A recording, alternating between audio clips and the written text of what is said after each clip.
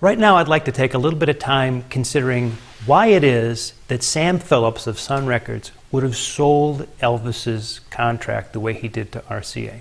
You would think, I would think, not knowing if I didn't know how the business worked, that if you have a singer like Elvis Presley and he's just starting to rise in the charts and starting to become a big star, why would you want to sell that person's contract to another label when maybe if he became a star, you could make all that money and grow your own company, right? Well, it's kind of ironic that the way things work for the independent label actually, is at that time, actually punished too great of a success, and here's why.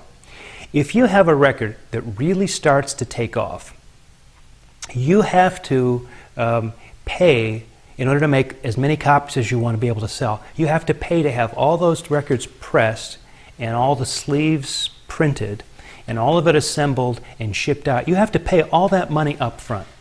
The record store people or whoever else, the jukebox people or whatever, they're not going to pay you for those records until sometimes months later. So if you're a small independent label and you've only got so much capital to work with, and you put out all this capital to get these records out there, those records could be selling like hotcakes, but it doesn't do you any good because you're not going to see that money maybe for 6 weeks, 8 weeks. In the meantime, you're really kind of frozen out. I mean, unless you've got tons and tons of money at your disposal, which is not the definition of an independent label, right? You're kind of frozen out, and it can actually ruin a big record like that. Could back in those days ruin an independent label because of the time lag between the money that they put out there. So it's ironic that they would be going under just about the time they were having their biggest possible success. By the time the money comes into them, it's too late. They haven't had enough money to sustain the business during that period. And so what Sam Phillips decided to do in the case of Elvis is Elvis's contract was coming up for renewal anyway, and there's no guarantee that Elvis would have re-signed it.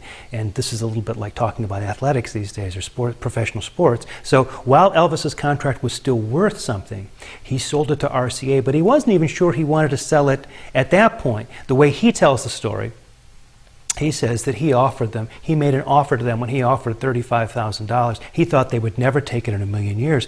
It was like a way of telling them to go away, citing the price so high that they just wouldn't take it. But to his surprise, they took it. And when the money was actually that much money in the deal, he had to think, well, should I grab this, a bird in the hand versus two in the bush? Should I grab this now, take this money, and use it to reinvest in the company and other artists? He had other people coming along at Sun Records, we'll talk about in the next lecture, people like Johnny Cash, and Roy Orbison, and Jerry Lee Lewis, and Carl Perkins. Maybe he thought he would take that money and he would reinvest it in his business, and he would grow the entire thing even if he lost Elvis. And so that's one reason, or at least a couple of reasons, why Sam Phillips would have sold Elvis's contract as he did.